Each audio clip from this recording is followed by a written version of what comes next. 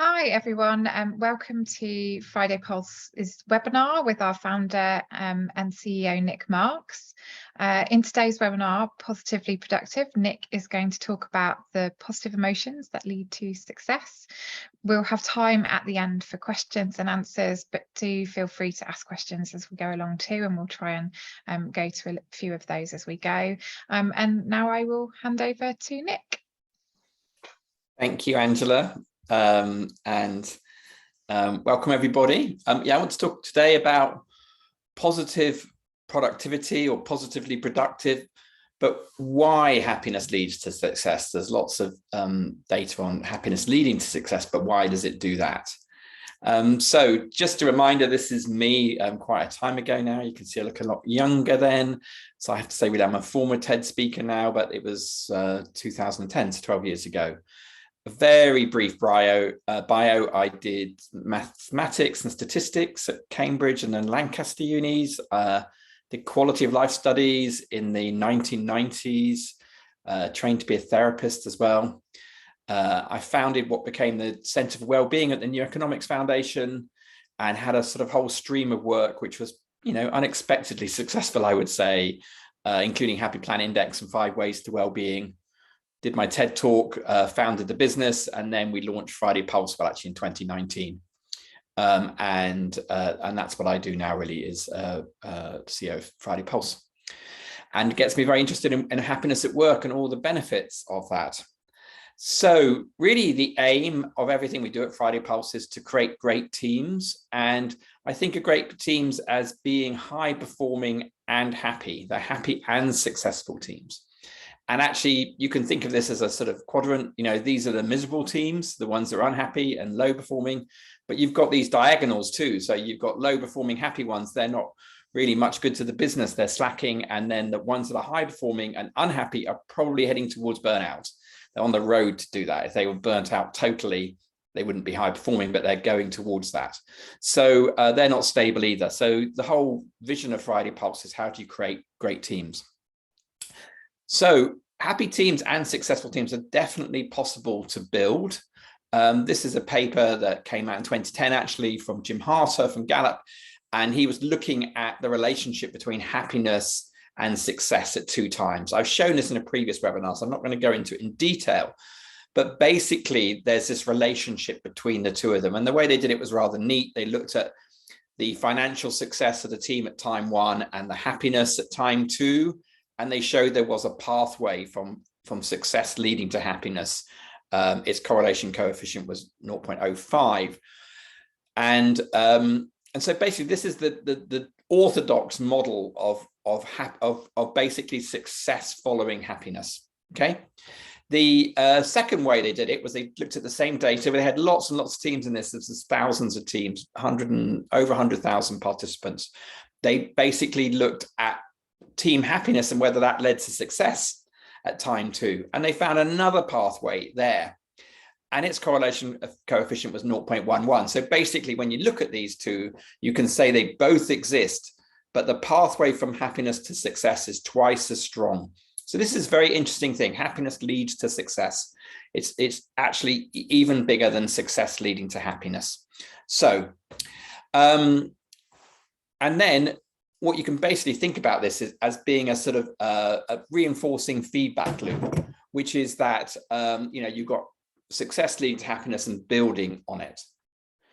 But the question still remains is, why is happiness leading to success? What's actually happening there that does that to it? And I'm going to unpick this further, particularly with the help of this paper. Now, I have written a blog about it before, and I did another one this week about it. But, it's the paper was entitled, "Does Employee Happiness Have an Impact on Productivity?" The question mark is there, but the answer is yes.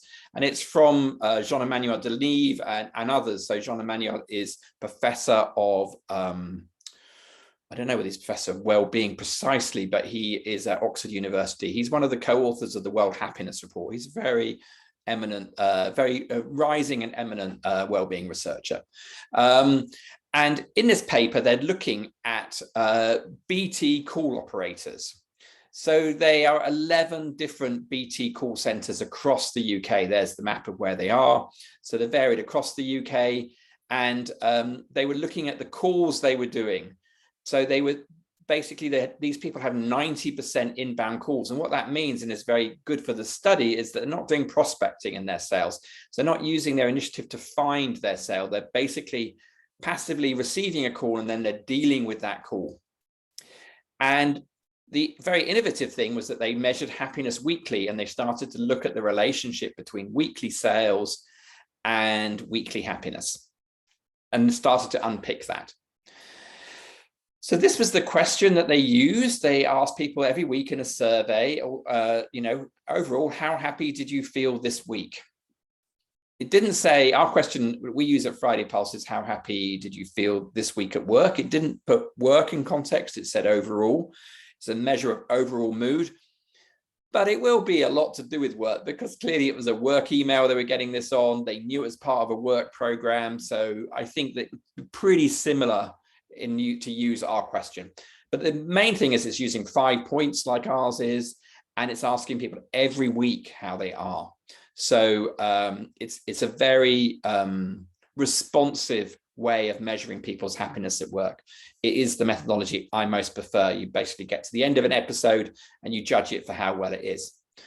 So we know from this data, how happy these people were. And this was their distribution of happiness across the BT call centers. Of the people that responded, they actually only had about a 50% response rate. But this was it. You can basically see that there are a lot of people who were unhappy at work, 32% or whatever it is.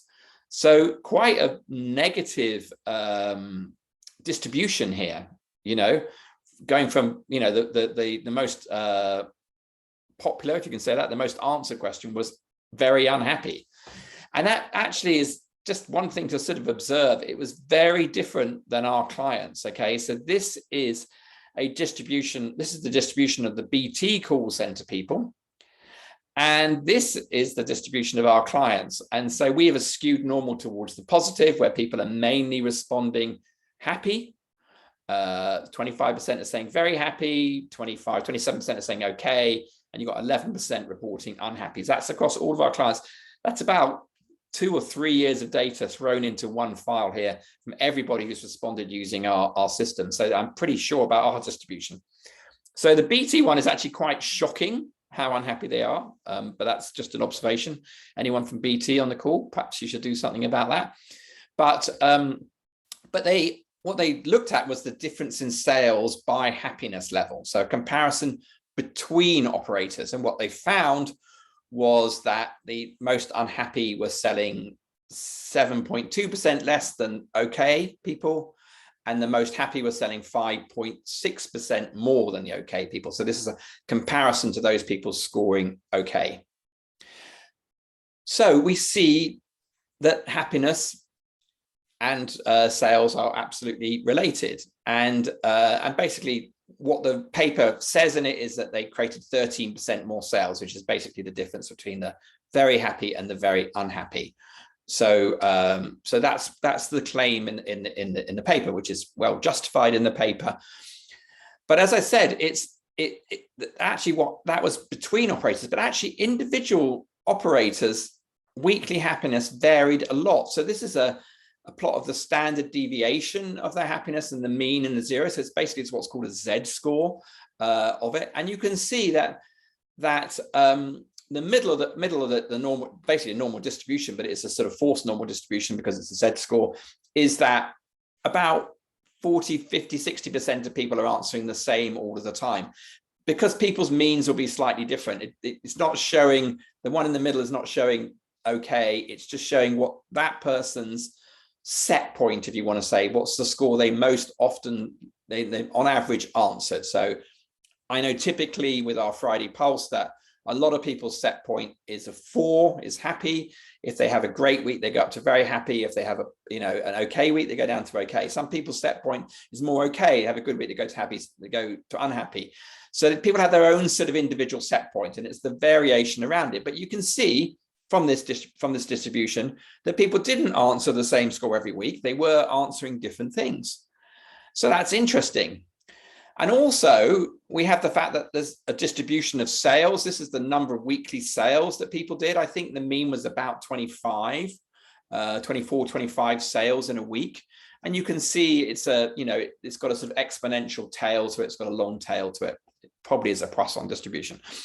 So, but that was the sales on average of weekly, but individual operators also had a distribution of sales, just like the other one. They would go around it. This looks more like a pure normal because, there's 25 sales, so they can go down one sale very easily and up one or two. So you see a sort of more traditional curve there. So people are basically selling different amounts in different weeks, and they're happier or less happy in different weeks.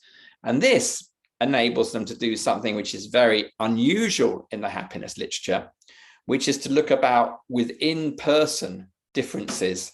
So basically, does your selling change if you're happier one week than another? And ultimately, this is the critical question. So what did they do? So basically, they basically looked at this, and this is what they found, which was that if they were very unhappy, oh no, this is the one. Sorry, this is the one before.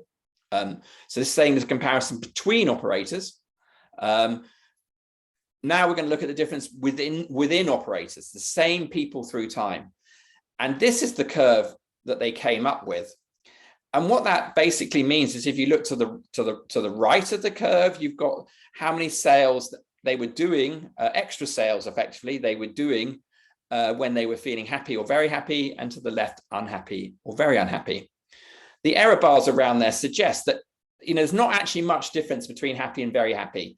The mean is slightly happy, but slightly not happy, is slightly larger, but there's a variation around that mean. And you can see that in this band, if people are happy, they're basically in this band. And if they're unhappy, they're in this band. There's no overlap between those two.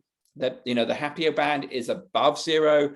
The unhappier one is below zero. So we have a very strong result here that when people become happier at work in this context, they're making more sales. And that's really what we want to know, because, if people became, happier, but their sales didn't change, I mean, it's nice to make them happier. It's got to be good for retention, other things, but it's not actually translating into it. So the fact that their mood changed between weeks actually was driving increases or decreases in sales. And they did a very clever thing, which I haven't gone into in this, which is they looked at the effect of the weather on people's moods. They looked at the effect of the weather on their mood, and then the effect of their mood on happiness. And they were basically showing that, when the weather was bad, sales went down. When it was good, it went up. And because they had all those different call centers across the UK, they actually had different weather in those areas. So they could actually look at the differences between different call centers. In fact, they even looked at how many windows they had and things like that to see the effect size. But basically what they found was that people's mood changed, partly driven by the weather, and that changed their sales. So that's really interesting. When operators became happier, they sold more. This is really why it's worth building happy teams, because the change will improve productivity in all sorts of ways. But it still raises the question of why? What is it about being more positive that help people sell more in this context? And this is such a nice, pure experiment, because you basically, you've got people on the phone, they're basically receiving calls 90% of the time, they're talking to customers, and they are either negotiating a sale or they're not. There is no interpersonal things going on, like if you're like us, most sales have several members of my team touch it, and to differing levels and to different support things. And it's often a team effort, whereas in this is quite individual. And there's really no teamwork, which I think must be one of the reasons why they're less happy, because I think teamwork is one of the things that makes us happy at work. But it is a very, as our unit of measurement is the individual, statistically, it's very interesting and very pure. So can we think further, like, why are these operators selling more? And I think it becomes very enlightening, really. So what they basically looked was that happy operators when they were happier, they fulfilled their schedules more completely. And this was basically they've got a quota of how many calls they're supposed to do in a time. And that when people were unhappy, they were less likely to fulfill that quota. So that's one factor. They worked faster, that the happier call operators were able to do more calls per an hour. Now, that's not actually necessarily a good thing. It's sort of a productivity efficiency thing, but it might be you're closing a call before you've made a sale. It might be that sales take longer times. So therefore, having fewer calls per hour actually might be more good for sales, because you've got to go through all sorts of more steps to get a sale. But they did work faster. That was there in the data. And that working faster was independent of the number of sales. And then the final one was better quality calls, which is basically their conversion rate on calls was better. That was the outcome they're looking for. And it was only that last one, the quality of calls, that reliably translated into more sales. It was only, more sales over the whole week wasn't particularly associated with doing their schedules more completely, wasn't particularly associated with working faster. It was absolutely about making better quality calls. So if we think about the fact that these calls are randomly assigned to these people, so we must assume with the number of people, we've got whatever it is, 1,800 people in this piece of research, they will get hot and cold prospects pretty evenly across them. So the fact that they're doing more sales means that something is going on in that call that is converting them. Well, they tried to unpick this further, and they looked at the types of call they were making. And they were getting into a little bit more difficult ground about their categorizations, but basically they made three broad categories of types of calls. So the first one was simple order taking. So a customer has called in, they want to order a phone or an internet connection, and they're just doing it. So it's basically pretty easy to do. The second one was more complicated TV and mobile phone contracts. And the third was upgrades, recontracting, and they put often with disgruntled customers. So you've got the most difficult type of call. So basically, there's a grade of complexity from simple to moderate to complex. And they're putting the calls into those ones. And what they found was the relationship towards happiness was very interesting. So basically, the routine calls, the happiness made absolutely no effect. I see this elsewhere. In a very in a shop floor sort of repetitive task one, there's not very much difference that you get for happiness at work on the actual productivity.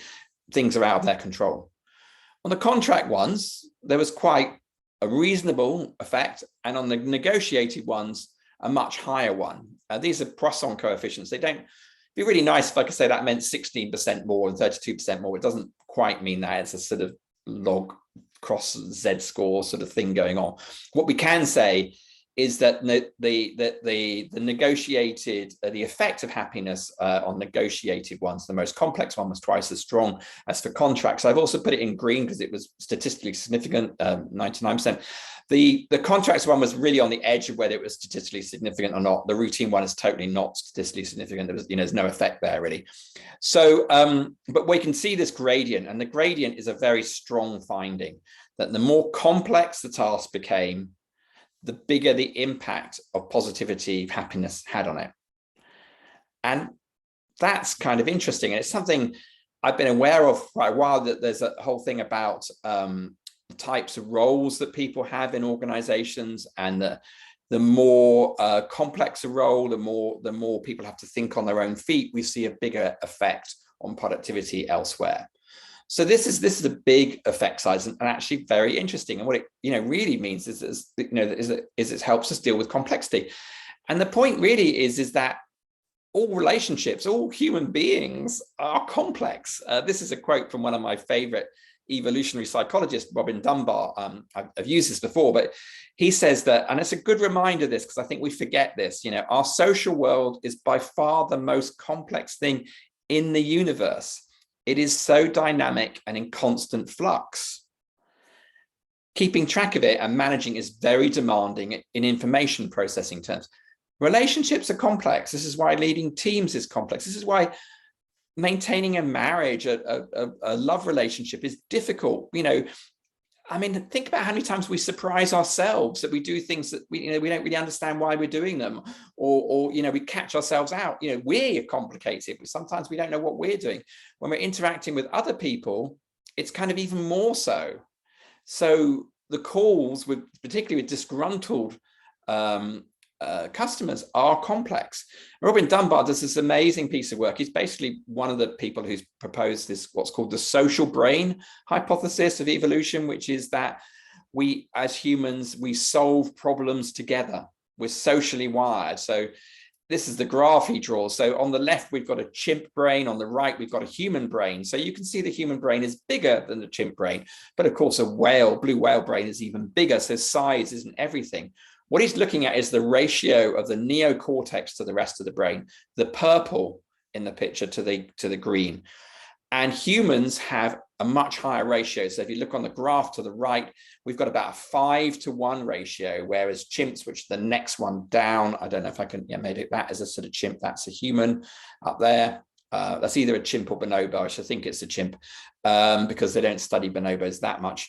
But you can see it's lower. And basically what he starts doing and plotting across here is the mean group size that the sort of tribe, whatever size, and humans is about 150. That's a whole another thing. But the other ones have smaller troop sizes. And what this effectively means is that the way that humans have become the dominant species on the planet is because we collaborate together. And we are able to do that. So, you know, if you met one chimp and they were angry, they would rip you to pieces. They're much stronger than you. They're much more violent, much more aggressive. You get 10 humans and 10 chimps, probably gets pretty even. Certainly by the time you get to 50 humans and 50 chimps, we're running absolute rings around them.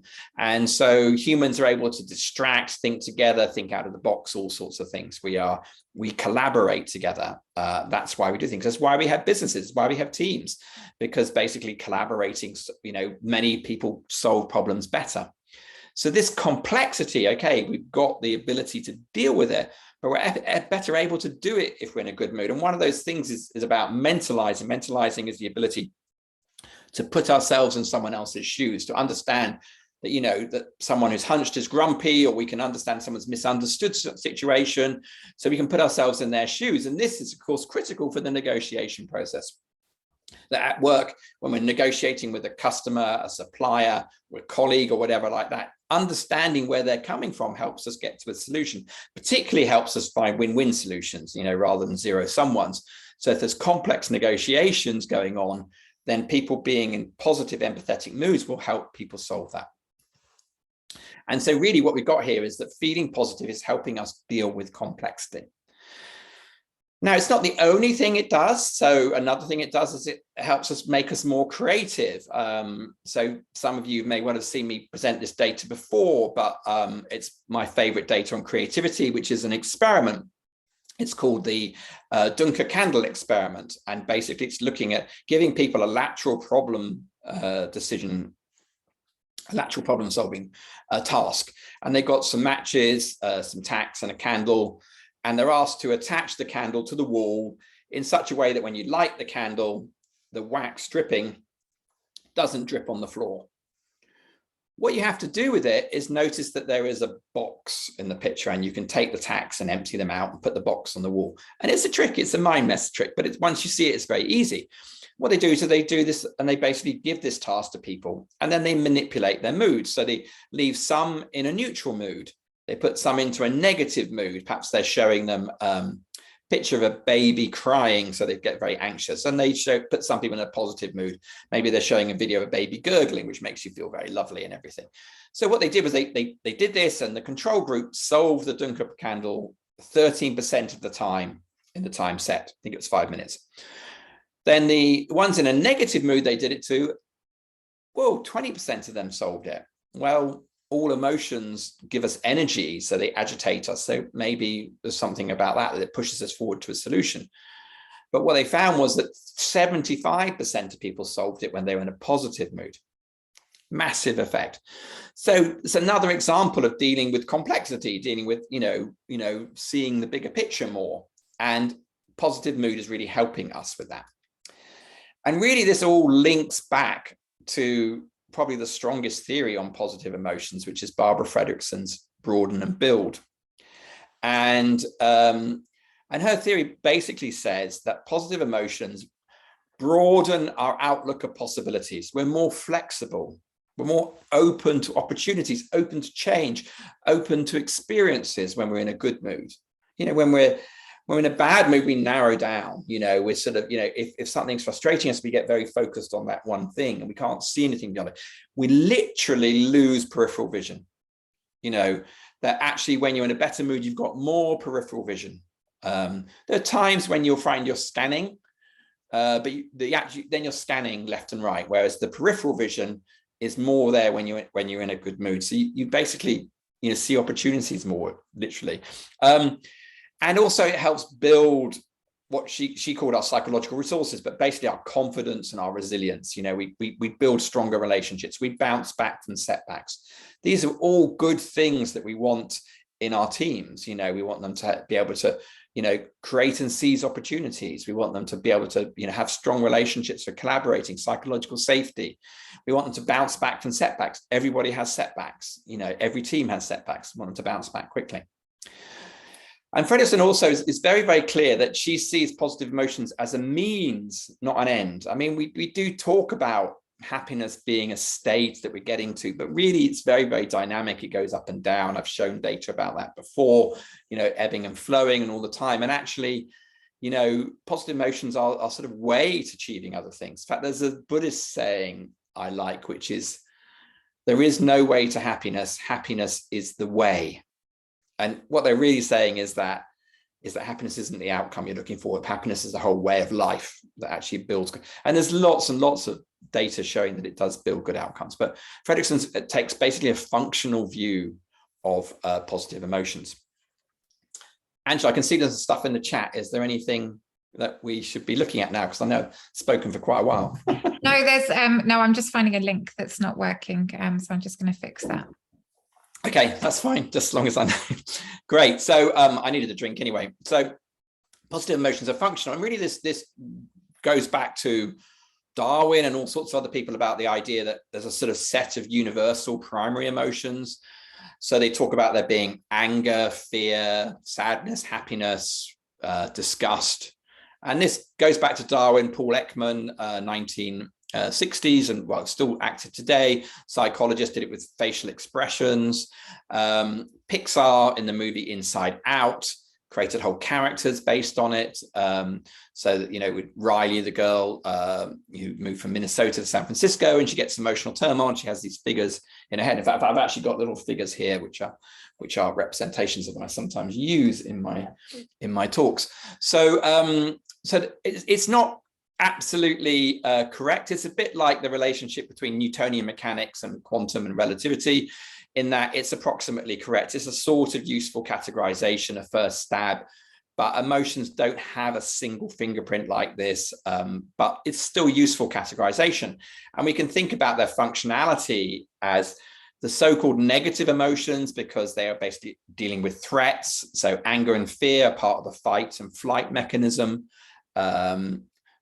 Sometimes someone said to me, oh, well, you don't avoid things when you're angry. That's quite right. You step towards them, you confront, but you're seeking to avoid a threat. And normally it's about something that's a sense of injustice, something that's gone wrong, something, someone's upset you. Fear tends to be, you feel threatened. Sadness, about a loss of a support system. And in a way, the Pixar movie is very, very good and clever in it. It's a journey with joy and sadness, and joy needs to learn from sadness, and sadness is about loss. It's rather beautifully played and very nicely done. I haven't put this as a reference, Angela, but in the book Bittersweet by Susan Cain, she talks a lot about this very well. In a sense, the negative ones are about survival. The positive ones are about thriving. A lot more in the chat now, Angela. Still good.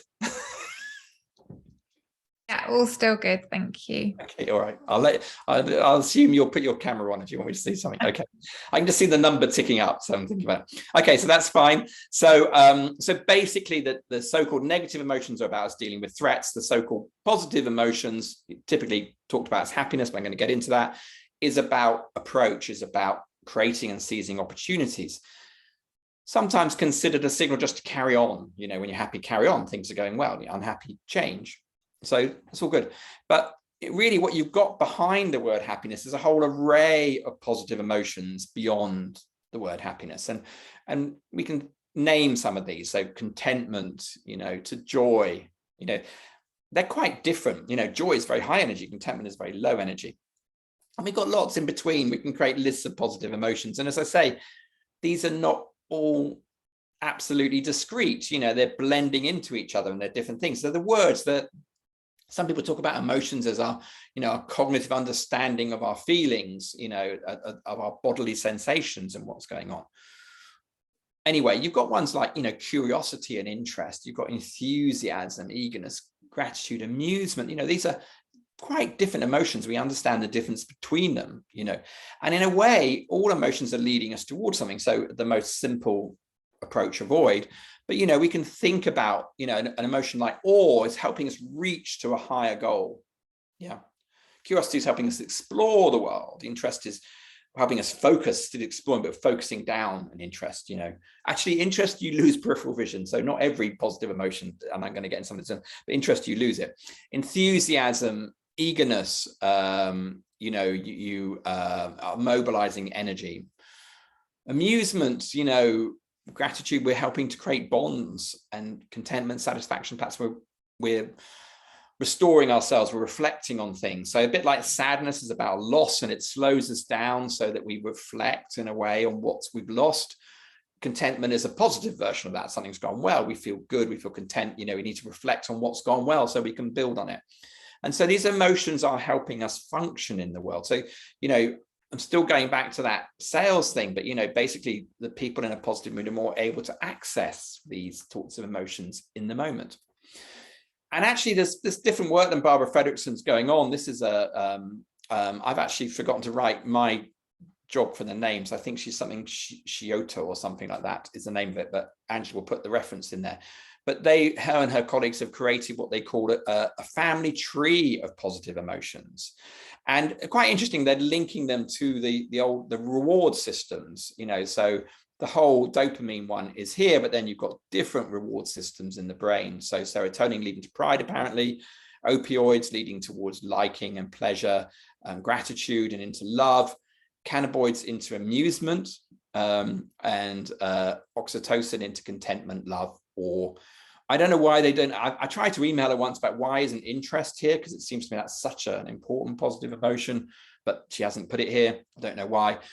But if we think about this, you know, actually this is quite interesting because we start to have an understanding that the different ones are working differently. So, you know, amusement here, which is on the cannabinoid one, and obviously cannabis is a shortcut into this sort of space. Well, amusement isn't really when we're using our most full intelligence. So, you know, whilst there might be space for amusement at work for building bonds, you know, it's not like it's the most important, you know, it's not the most important one for productivity, no doubt. And they show a nice graph in their thing, which is that, you know, talking about how not all positive emotions are equal.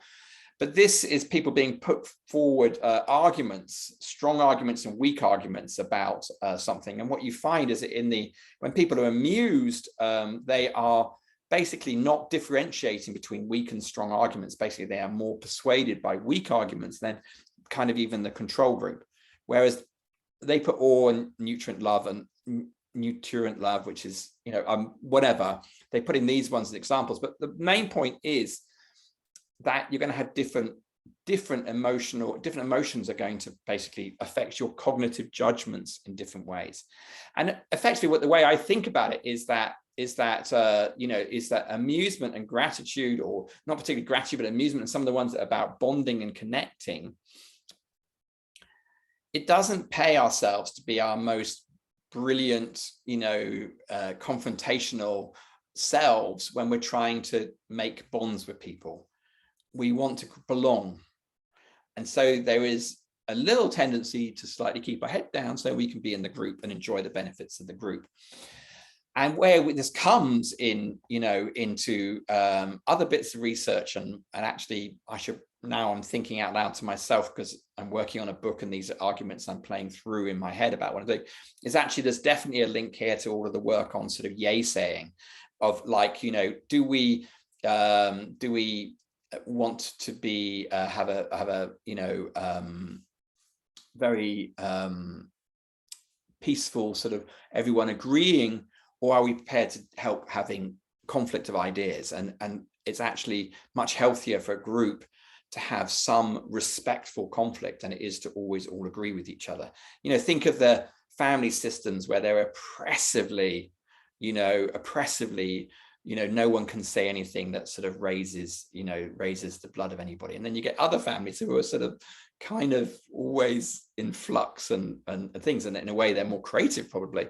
They might be much more challenging to live in, but there are different things going on here. And so not all positive emotions are equal. And in our teams, I think what that means is that there's a space for team bonding, absolutely. And there's a space for having a laugh together. There's a space for having, a beer or a cup of tea together and doing it. But, it's not all of the time. If we were doing that all of the time, the work wouldn't get done. So there's different things going on there. But the thing is about how do you create a culture of positive teams? As I said at the beginning, I'm interested in how do we create great teams that are happy and successful. And the way that everything works, within us is that, yes, emotions are helping us, are leading us to motion, to action, to behaviors, but things work the other way around, which is that there are things that we can do that are going to lead to more of these emotions. And I see these as very, very connected to one of the core tenets of Friday Pulse, which is the 5 ways to happiness at work. So these ones of gratitude, amusement, into love, appreciate, affection, all sorts of things, appreciation, are about connect, about building connections as a team. When we are feeling content, satisfied, we've basically got an absence of anything going wrong. So that's basically a lot about, was the system fair? Is it actually, working well?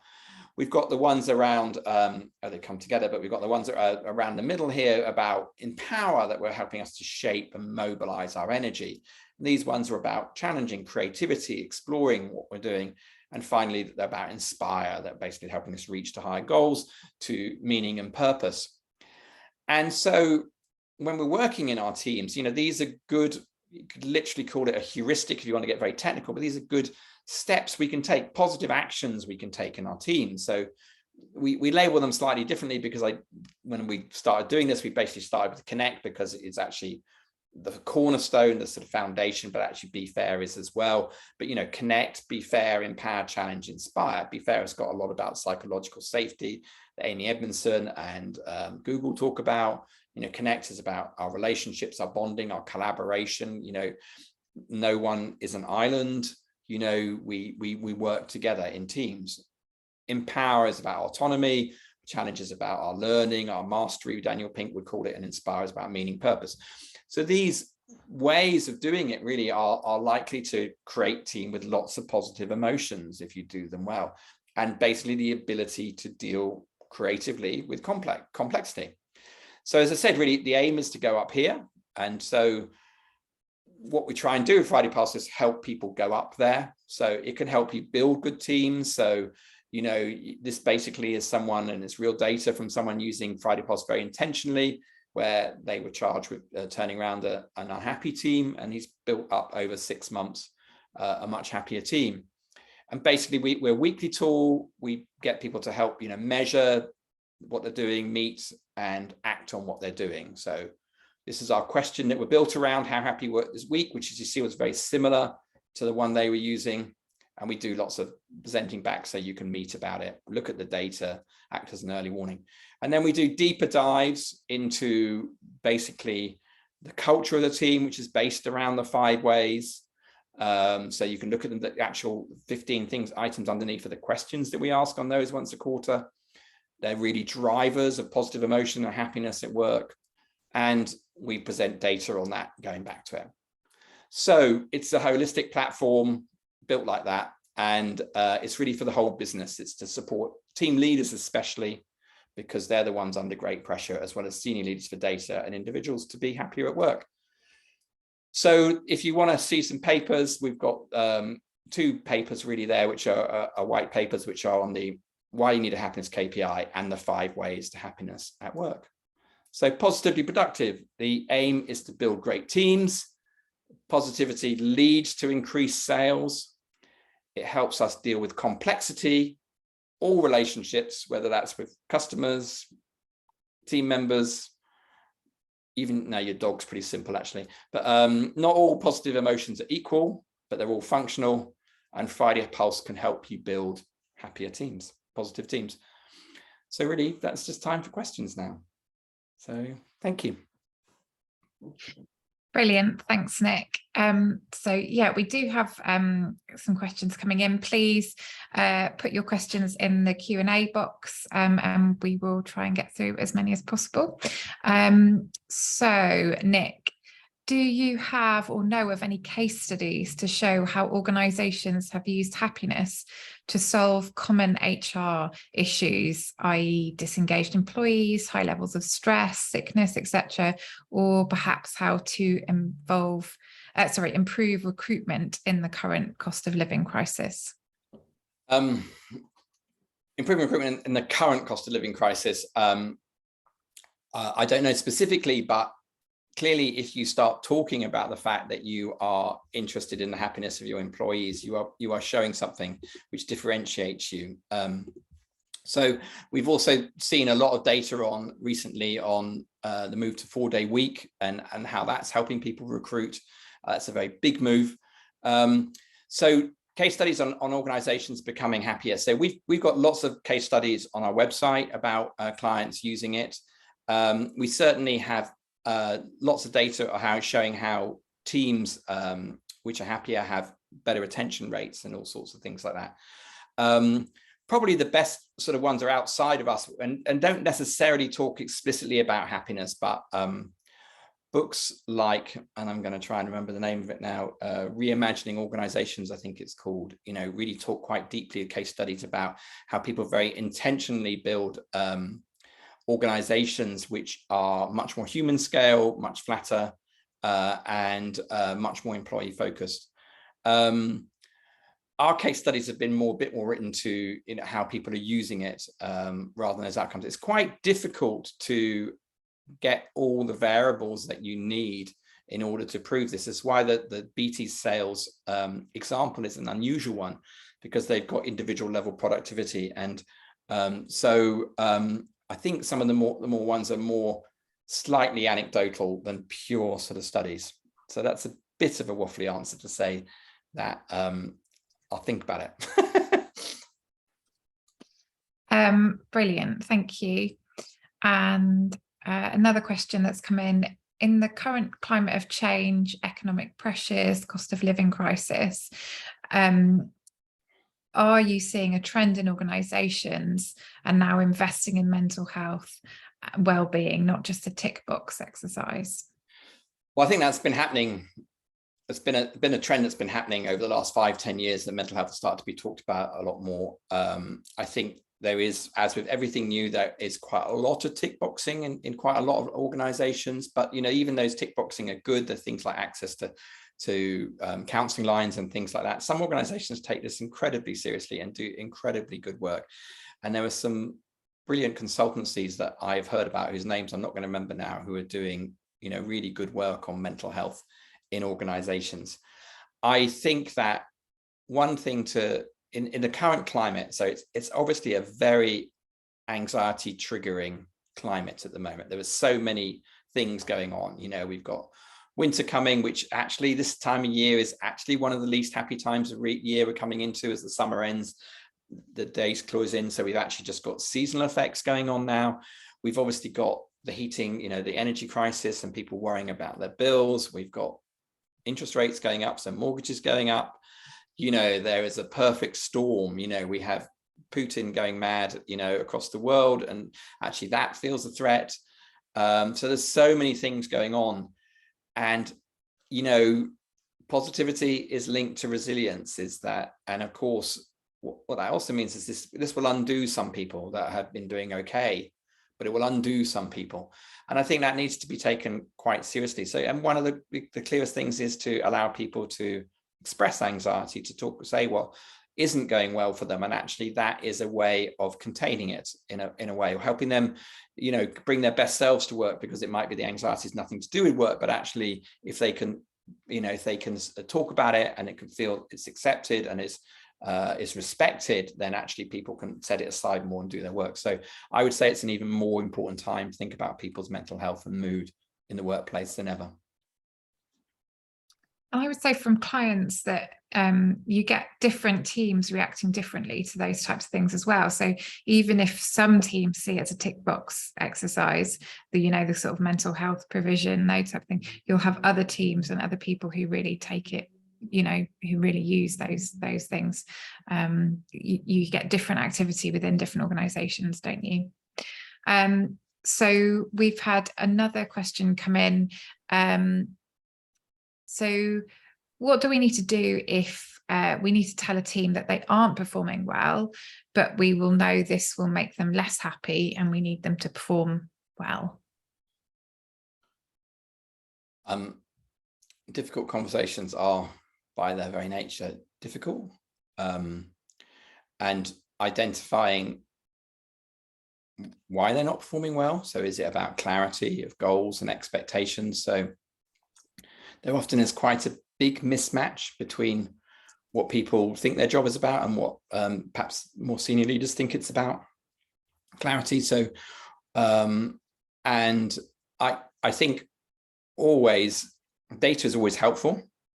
So you've got clear data on it, talking about the gap between what their expectation, their performance is and what it is, and asking them the reasons for that gap. I would sort of try and start from where they are is always my experience of how best to do it, and actually help them recognize what they need to do to get there. But these difficult, so it can be called radical candor, it can be called there's a book called Radical Candor on that, but it's basically how do we give honest feedback, and we give it regularly, and we give it in ways that people can act on it. Because if the reason they're underperforming is out of their control, they're going to feel, you know, that's not fair. If they can see what is in their control and what they can do to it, they can do. And, you know, you almost certainly have got nearly always got some leadership issues there. Is the team lead it being supported with the right training to actually set the goals for all of the team? Are they talking to them enough? Are they, you know, one of the things we're very keen on at Friday Pulse is that teams have very regular conversations. So as a group, yes, you know, that's part of our sort of system, you know, ask people last week what's gone well, what hasn't, you know, how can you build on what's gone well, what isn't. But individually too, it's like, do the individuals understand, you know, what their goals are?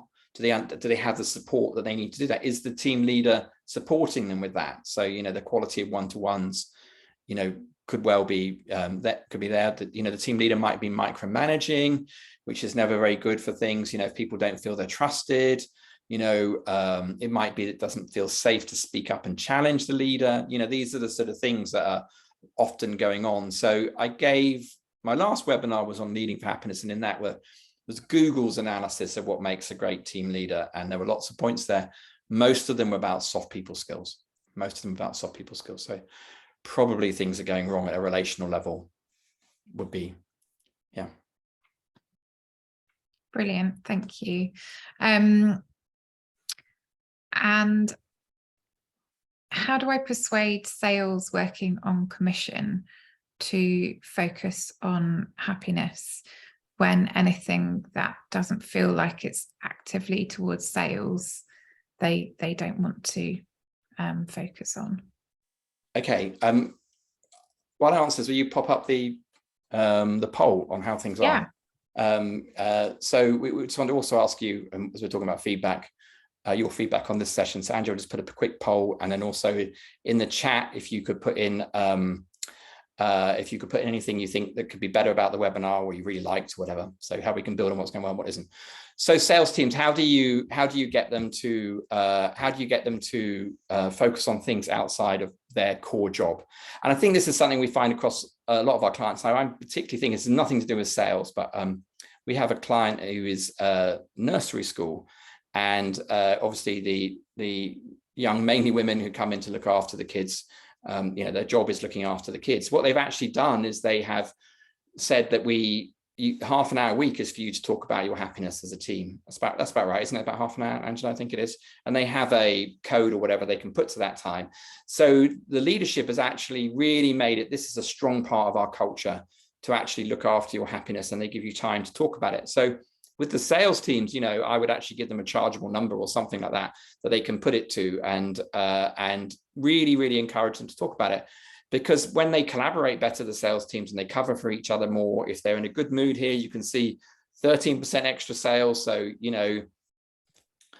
half an hour a week is going to produce, what is it? So if it's, 35 hours a week, 13% is 3.5 hours extra, 4 hours extra of productivity. So investing half an hour for people to be in a better mood is actually a really important thing. It's also just more fun. I mean, it might be about choosing the right time of day to do that meeting. It could either be a kickoff the start day meeting, it could be a close of the day meeting, but finding it when it's easiest to fit in their schedules, and doing it, and making sure that they see the benefit of it, which is that, it's about camaraderie. It's about getting on with people, because salespeople, they might be hounds sometimes thinking about it, but they're still people and they still like their teams. And so getting to know their teams and their colleagues better will be good. And we like talking about ourselves, generally speaking, as human beings. So, asking questions about them should be a positive thing. So that's the way I would approach it. We certainly do, in some of our clients, in certain areas of the organization, struggle to get them to talk about their results. My thoughts about it is, I think often team leaders are slightly scared of the results, and actually they shouldn't be, because even if something's going wrong, it's something they can fix. So actually it's really about, I think we all know that if a problem is ignored, it festers, it rots, if it's dealt with. So even if there is a problem there, it's better to deal with it. But I think it's quite understandable when we think about how complex relations are that we avoid people issues often. I think it's quite natural that people do that. So it's helping people see beyond that. Brilliant, thank you. And thank you so much for the people who filled out the poll. That, I think, is all of our questions for now. So we will share a recording with everyone who signed up for this webinar with you in the next few days, and we'll also let you know about our upcoming webinar. Yeah, which will be the first Tuesday in November, so the same time. And it's going to be, its draft title is Better Together, about collaboration and how that works. So brilliant. Thank you so much to everyone for joining us. Thanks, Nic. Thanks.